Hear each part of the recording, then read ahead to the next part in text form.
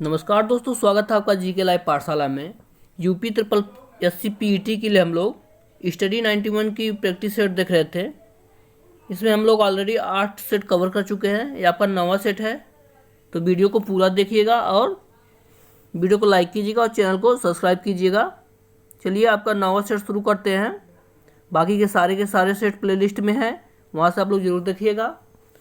पहला क्वेश्चन है आपका, किस एक स्थान से सिंधु घाटी संस्कृति समृद्ध विख्यात वृषभ मुद्रा प्राप्त हुई है? तो सही जवाब हो जाएगा ऑप्शन नंबर डी, मोहनजोदाड़ो से। ऑप्शन नंबर डी सही है। अगला देखते हैं, किस अभिलेख में अशोक बौद्ध धर्म के त्रिरत्न में विश्वास प्रकट करता है? सही जवाब हो जाएगा आपका ऑप्शन नंबर बी, भ्राबू का लघु शिलालेख में। ऑप्शन नंबर बी सही है। तीसरा क्वेश्चन देखते हैं, सही सुमेलित करना है, लेखक है और उसे पुस्तक का नाम लिखना है। तो सही जवाब हो जाएगा आपका अलबरूनी। अलबरूनी ने कौन सी बुक लिखी थी? इन्होंने लिखी थी किताबुल हिंद। पहले का तीसरा से मिलाएंगे। उसके बाद मिलहाल उस सिराज ने कौन सी पुस्तक लिखी थी? तो इन्होंने लिखी थी आपकी तबकात ए नासिरी। दूसरा का डी चौथे से मिलाएंगे।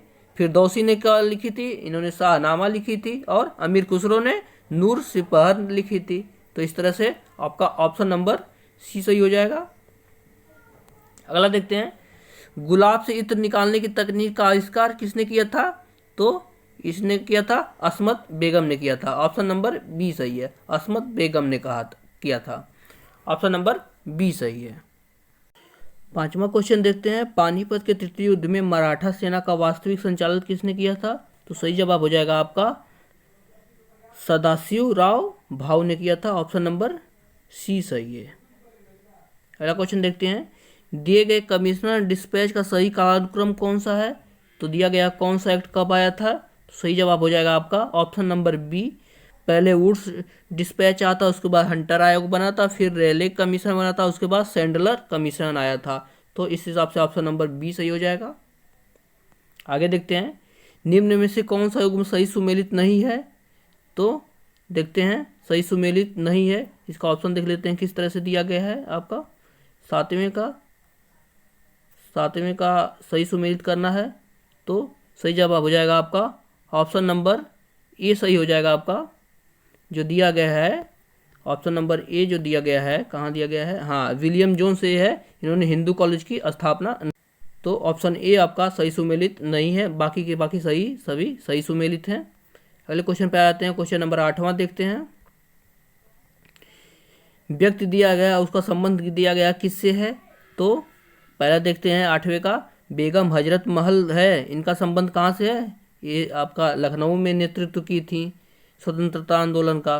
रानी लक्ष्मीबाई, इन्होंने झांसी से किया था। बहादुर शाह जफर वो दिल्ली से थे और नाना साहब कानपुर से। तो सभी सीधे के सीधे मिले हुए हैं। इस तरह से आपका ऑप्शन नंबर बी सही हो जाएगा। अगले क्वेश्चन पर आते हैं। क्वेश्चन दिया गया, निम्नलिखित में से किसने एज ऑफ कंसेप्ट एक्ट 1891 में प्रस्तावित बालिकाओं के विवाह योग्य आयु की सीमा 10 वर्ष से बढ़ाकर 12 वर्ष की थी? तो सही जवाब हो जाएगा आपका ऑप्शन नंबर सी, बाल गंगाधर तिलक ने किया था ऐसा। ऑप्शन नंबर सी सही है 9वें का। आगे देखते हैं, आधुनिक भारत शिक्षा का मैग्ना कार्टा किसे कहा जाता है? तो सही जवाब हो जाएगा आपका चार्ल्स वुड का डिस्पैच जो था 1854 वाला। ऑप्शन नंबर सी सही हो जाएगा ये इसका। आगे देखते हैं, नाथुला दर्रा किस राज्य में स्थित है? तो सही जवाब हो जाएगा आपका ऑप्शन नंबर डी, सिक्किम में है। नाथुला दर्रा आपका सिक्किम में स्थित है। अगले क्वेश्चन को देखते हैं, बैरन द्वीप अवस्थित है।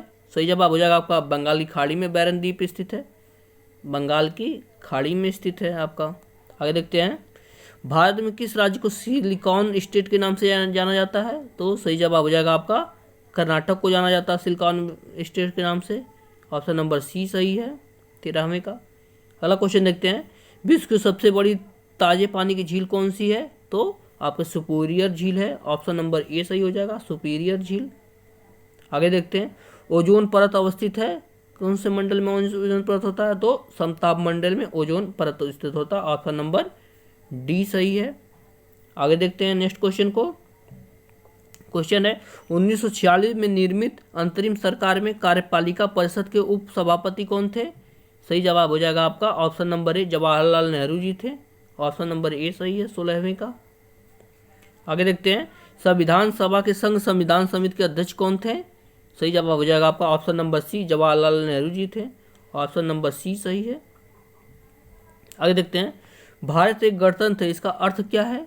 तो सही जवाब हो जाएगा आपका भारत में वंशानुगत शासक नहीं है, यानी हमारा जो शासक है वह चुना जाता है, वंशानुगत नहीं होता है। ऑप्शन नंबर बी सही है। आगे देखते हैं नए राज्य के गठन की शक्ति निहित है किसमें? सही जवाब हो जाएगा आपका संसद में, संसद नए राज्यों का गठन कर सकती है। ऑप्शन नंबर बी सही है। आगे देखते हैं मौलिक अधिकारों के अंतर्गत कौन सा अनुच्छेद बच्चों के शोषण से संबंधित है? सही जवाब हो जाएगा आपका अनुच्छेद 24 संबंधित है बच्चों के शोषण से संबंधित। ऑप्शन नंबर ए सही हो जाएगा। नेक्स्ट क्वेश्चन देखते हैं विश्व बैंक का एक अन्य नाम कौन सा है? सही जवाब हो जाएगा आपका अंतर्राष्ट्रीय पुनर्निर्माण तथा विकास बैंक। ऑप्शन नंबर बी सही हो जाएगा 21 का। आगे देखते हैं यदि औसत लागत गिरती हो तो सीमांत लागत में क्या होता है? सही जवाब हो जाएगा आपका ऑप्शन नंबर डी, उच्च दर पर गिरती है। ऑप्शन नंबर डी सही है क्वेश्चन नंबर 22 का। आगे देखते हैं इको मार्क किस उत्पाद पर दिए गए प्रमाण पत्र का चिन्ह होता है? तो सही जवाब हो जाएगा आपका पर्यावरण की दृष्टि से अनुकूल होता है इको मार्क जिस पे दिया जाता है। ऑप्शन नंबर बी सही है, यानी यह पर्यावरण को नुकसान नहीं पहुंचाता है। आगे देखते हैं नेक्स्ट क्वेश्चन भारत में सीमांत किसानों को निम्नलिखित में से कितनी धारिता वाले किसानों को सम्मिलित किया जाता है? सीमांत किसान किसे कहते हैं? तो दिया गया है ऑप्शन नंबर ए सही हो जाएगा जो 1 हेक्टेयर तक जिनकी भूमि होती है वो सीमांत किसान के अंतर्गत आते हैं, 1 हेक्टेयर से 2 हेक्टेयर तक तो लघु किसान के अंतर्गत आते हैं। इस तरह से होता है। नेक्स्ट क्वेश्चन पे आते हैं। क्वेश्चन आपका स्वतंत्र भारत की सार्वजनिक क्षेत्र का पहला नगर निगम कौन सा है? सही जवाब हो जाएगा आपका ऑप्शन नंबर डी, दामोदर घाटी नगर निगम। ऑप्शन नंबर डी सही है। आगे देखते हैं मच्छर भगाने वाली दवाओं में सक्रिय रसायन कौन सा है? सही जवाब हो जाएगा आपका एरिथ्रिन होता है इसमें। ऑप्शन नंबर ए सही है एरिथ्रिन। अगले क्वेश्चन पर आते हैं जीव विज्ञान का अध्ययन करता है, तो जीव विज्ञान के अंतर्गत किसका किसका अध्ययन किया जाता है? सही जवाब हो जाएगा एवं जीवित एवं मृत जीवों का अध्ययन किया जाता है इसके अंतर्गत। आगे देखते हैं मरुभूमि के पादप अधिकतर होते हैं। सही जवाब हो जाएगा आपका ऑप्शन नंबर बी, मांसल होते हैं। ऑप्शन नंबर बी सही है आपका मांसल। अगले क्वेश्चन पर आते हैं इन्हें सुमेलित करना है, तो क्वेश्चन नंबर 29 को सही सुमेलित करना है आपका। तो पहला एग्रोनॉमिक्स जो है इसका संबंध किससे है? आपका मानव जंतु व्यवहार से संबंधित है एग्रोनॉमिक्स। तो पहले का किससे मिलाएंगे? दूसरे से मिलाएंगे। एग्रोनॉमिक्स आपका भूमि एवं फसलों के प्रबंधन का अध्ययन कहलाता है। दूसरा है क्रायोजेनिक्स, ये आपका अति निम्न तापमान का अध्ययन करता है। आगे है डेक्टिलोग्राफी, इसके अंतर्गत आपका अंगुलियों की छाप का अध्ययन किया जाता है। और उसके बाद इथोलॉजी है, मानव जंतु के व्यवहार का अध्ययन किया जाता है। इस तरह से गुड़े एक्स बना है, पहले का दूसरा से, दूसरे का पहला, फिर तीसरे का चौथा से, चौथे का तीसरा से। इस तरह से ऑप्शन नंबर बी सही हो जाएगा इसका। 30वां क्वेश्चन देखते हैं विकासवाद का सिद्धांत किसने प्रतिपादित किया था? सही जवाब हो जाएगा आपका ऑप्शन नंबर बी, डार्विन ने किया था विकासवाद का सिद्धांत। ऑप्शन नंबर डी सही हो जाएगा, बी सही हो जाएगा आपका, डार्विन ने किया था। यहाँ के बाद आपका मैथ है, तो मैथ का पूरा पीडीएफ में आपको मिलेगा, तो वहाँ से आप लोग मैथ देख लीजिएगा, आंसर के साथ मिलेगा। आगे क्वेश्चन 66 से लेकर 70 तक आपका गद्यांश दिया गया है, इसे पढ़कर आंसर लगाना है। तो इसे देख लेते हैं। गद्यांश एक बार सही से पढ़ लेते हैं, वीडियो को आप पॉज करके पूरा गद्यांश अच्छे से पढ़ लीजिएगा। दिया गया आपका भारत ने स्वाधीनता प्राप्त करने के बाद अनेक क्षेत्रों में महत्वपूर्ण उपलब्धियां प्राप्त की हैं। जब हम स्वतंत्र हुए तो उस समय हमारी स्थिति अच्छी नहीं थी, सरकारी प्रयासों से काफ़ी सुधार हुआ, परंतु अभी भी एक क्षेत्र ऐसा है जिसमें हम अभी तक कुछ विशेष नहीं कर पाए हैं। वह क्षेत्र है खेलों का। इससे बड़ी विडंबना और क्या हो सकती है कि वर्षों से हम ओलंपिक में कोई भी स्वर्ण पदक नहीं जीत पाए। दुनिया के छोटे सोचे अविकसित निर्धन राष्ट्रों के प्रतिभागी भी खेल कूद क्षेत्र में हमसे आगे निकल गए हैं। हालांकि हम ओलंपिक में गोल्ड मेडल जीत चुके हैं, लेकिन ये एक गद्यांश है, उस बात पर ध्यान न दीजिएगा। आगे दिया गया है, कभी हॉकी के विशेष चैंपियन रहने वाला भारत आज इस खेल में अपनी प्रतिष्ठा खो चुका है। खेलों के गिरते स्तर के लिए कौन जिम्मेदार है? एक ओर सरकार की उदासीन दोषपूर्ण सरकारी नीतियां हैं, तो दूसरी ओर भिन्न खेल संघों की गुटबाजी, खिलाड़ियों के लिए सुविधाओं एवं प्रशिक्षण सर्वथा अभाव या कुछ और प्रतिभागियों में भाग लेकर खाली हाथ लौटने पर सभी एक दूसरे को दोषी बताते हैं। कारण चाहे जो भी हो, इतना तय है कि खेलकूद को राष्ट्रीय सम्मान व पर्याप्त नहीं मानते हैं। अभाव प्रतिभागियों का नहीं, अभाव है तो लगन का, प्रोत्साहन का, संकल्प का और मुंहतोड़ जवाब देने वाले जीवन का। आगे देखते हैं, इसके बाद क्वेश्चन दिया गया आपका। अब इसके आगे क्वेश्चन दिया गया है खेलों में निर्धन राष्ट्र भी हमसे आगे निकल गए हैं, क्योंकि वहाँ क्यों आगे निकल गए हैं? तो वहाँ आपका ऑप्शन नंबर डी, खेलों को राष्ट्र सम्मान मिलता है, तो आपका ऑप्शन नंबर डी सही हो जाएगा, खेलों को वहाँ सम्मान मिलता है। आगे देखते हैं, गद्यांश का उपयुक्त शीर्षक क्या हो सकता है? यही सबसे मुख्य होता है, यही गद्यांश में सबसे कठिन बिंदु यही होता है, उपयुक्त शीर्षक बताना। तो सही जवाब हो जाएगा आपका ऑप्शन नंबर बी, खेलों का गिरता स्तर। ऑप्शन नंबर बी सही हो जाएगा, खेलों का गिरता स्तर। आगे देखते हैं, खेलों के गिरते स्तर का कारण नहीं है, तो इसमें कौन सा कारण उसमें नहीं है? तो सही जवाब हो जाएगा आपका ऑप्शन नंबर डी सही हो जाएगा आपका, खेलों के लिए राष्ट्रीय सम्मान गिरने का कारण नहीं है, ऑप्शन नंबर डी सही हो जाएगा। आगे देखते हैं, खेलों पर नकारात्मक प्रभाव पड़ता है, किससे पड़ता है? सही जवाब हो जाएगा आपका आपसी गुटबंदी होने से, ऑप्शन नंबर सी सही है, यानी एक दूसरे पर आरोप प्रत्यारोप करने से खेलों पर नकारात्मक प्रभाव पड़ता है। आगे देखते हैं क्वेश्चन नंबर 70, गद्यांश के अनुसार राष्ट्रीय उपलब्धियों में से नहीं है, सही जवाब हो जाएगा ऑप्शन नंबर सी, खेल, ऑप्शन नंबर सी सही है आपका, खेल। आगे देखते हैं, किस शब्द का संधि सही नहीं है?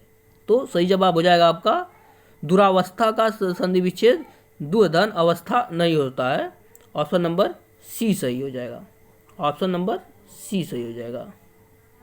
आगे देखते हैं, क्योंकि दुर्धन अवस्था होता है दुरावस्था का। आगे देखते हैं, किस विकल्प में विलोम युग्म सही है? सही देखते हैं, तो ऑप्शन नंबर डी सही हो जाएगा, सुरति और विरति आपका विलोम एक दूसरे के विलोम है। बाकी हताशा निराशा दोनों एक ही शब्द हो जाता है, कट तिक्त दोनों एक ही शब्द हो जाता है, इस तरह से ऑप्शन नंबर डी सही हो जाएगा।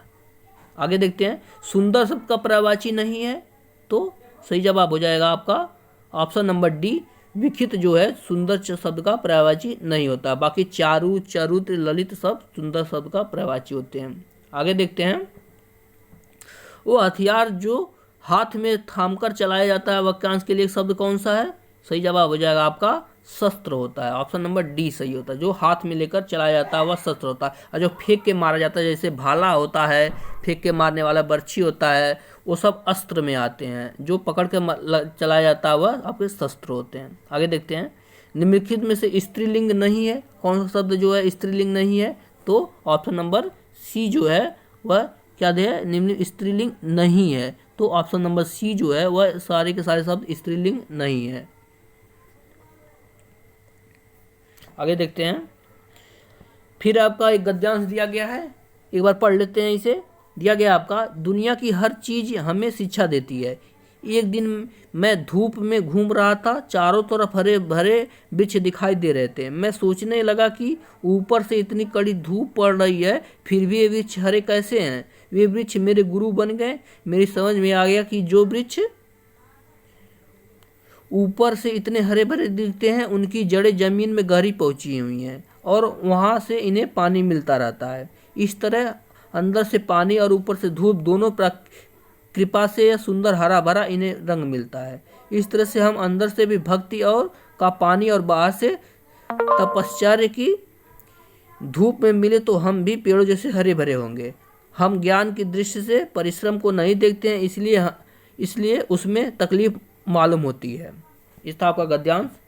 क्वेश्चन दिया गया कि हम भी पेड़ की तरह हरे भरे हो जाएंगे, लेखक से तात्पर्य क्या है? तो सही जवाब हो जाएगा ऑप्शन नंबर डी, हम भी आनंद और उल्लासपूर्ण जीवन जी सकते हैं, ऑप्शन नंबर डी सही हो जाएगा। 76 नंबर क्वेश्चन का ऑप्शन नंबर डी सही हो जाएगा। आगे देखते हैं, लेखक के लिए वृक्ष कैसे गुरु बन गए? सही जवाब हो जाएगा आपका, वृक्ष ने ही उनको पेड़ों के हरे रहने का रहस्य समझाया। ऑप्शन नंबर ए सही है आपका, 77 का ऑप्शन नंबर ए सही है। आगे देखते हैं, दुनिया की हर चीज में हमें कैसे शिक्षा देती है?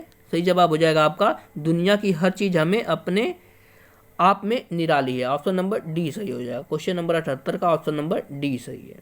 आगे देखते हैं, वृक्षों के पत्ते सदा हरे कैसे रहते हैं?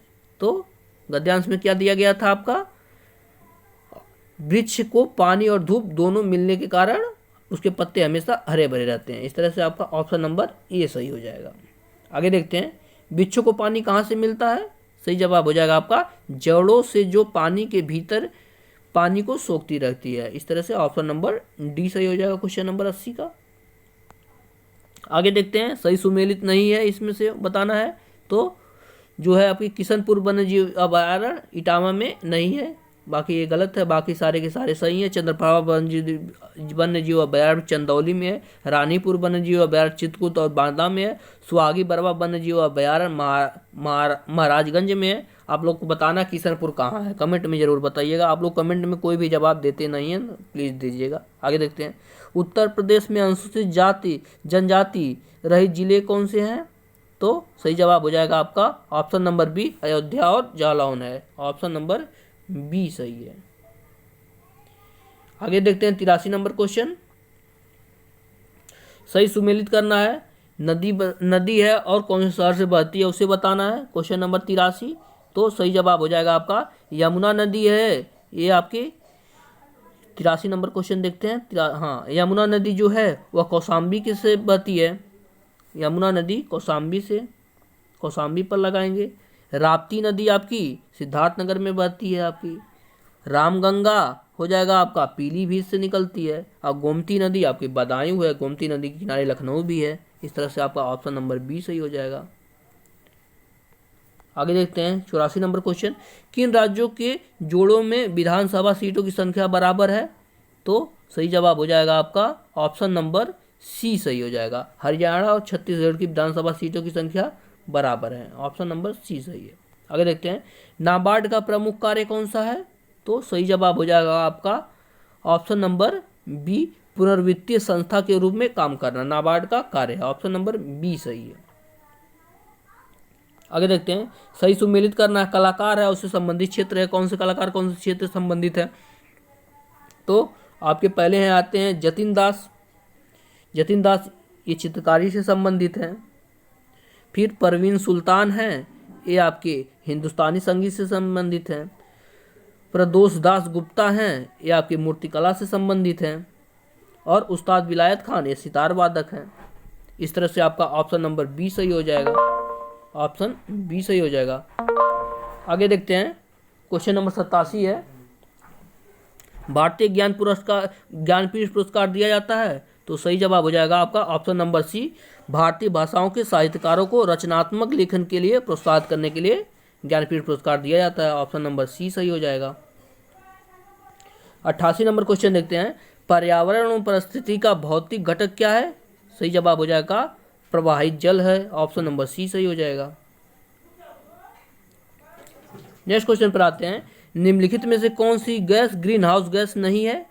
सही जवाब हो जाएगा आपका carbon monoxide green house gas के अंतर्गत नहीं आती है। सबसे ज़्यादा क्वेश्चन पूछा जाता है कि ग्रीन हाउस के गैस के अंतर्गत क्या आती है, तो उसमें जलवाष्प का ऑप्शन रहता है, वही हमेशा सही रहता है।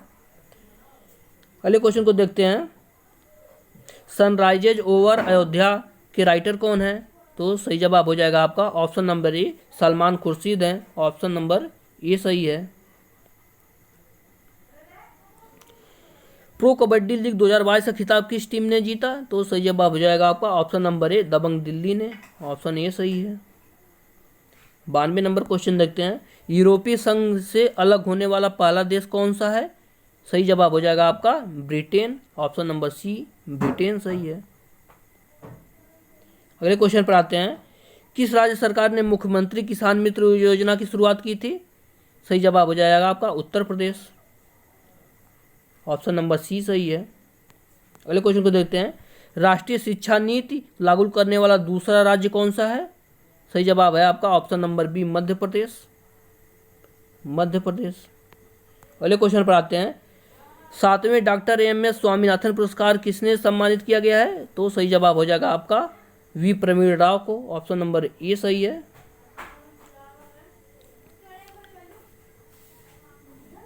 IPL 2022 का खिताब किसने जीता? 96 नंबर क्वेश्चन। तो सही जवाब है आपका ऑप्शन नंबर ए, गुजरात टाइटंस ने जीता था। गुजरात टाइटंस ने जीता था। किसे हरा कर जीता था आप लोग कमेंट में जरूर बताइएगा। अगले क्वेश्चन आते हैं। किस भारतीय ने विश्व चैंपियनशिप मैग्नस कार्लस को 3 महीने बाद दूसरी बार शतरंज में हराया था? तो सही जवाब हो जाएगा आपका option number D, Praggnanandhaa Ramesh Babu ने। ऑप्शन नंबर डी सही है। नेक्स्ट क्वेश्चन पर आते हैं। भारत ने किस देश को हराकर पहला थॉमस कप खिताब जीता है? सही जवाब हो जाएगा आपका इंडोनेशिया को हराकर। इंडोनेशिया बहुत बार थॉमस कप जीत चुका, लगभग हर बार इंडोनेशिया ही जीतता है। आगे देखते हैं। एशियाई चैंपियनशिप में रजत जीतने वाले पहले भारतीय साइकिलिस्ट कौन बने हैं? सही जवाब हो जाएगा आपका option number B, Ronaldo Singh. Option B सही है। और इस सेट का आज का लास्ट क्वेश्चन है। भारतीय क्रिकेट टीम ने अपना 1000वां वनडे मैच किसके खिलाफ खेला? सही जवाब हो जाएगा option number D, West Indies के खिलाफ। तो ये था आपका 9वां सेट। बाकी 8 सेट कवर हो चुके हैं, उसे भी जरूर देखिएगा। अगर वीडियो पसंद आए तो वीडियो को लाइक कीजिएगा। और यहाँ सारे के आंसर दिए गए हैं, यहाँ से आप लोग आंसर मिला सकते हैं। और जो भी आपका फीडबैक हो हमें ज़रूर बताइएगा। धन्यवाद।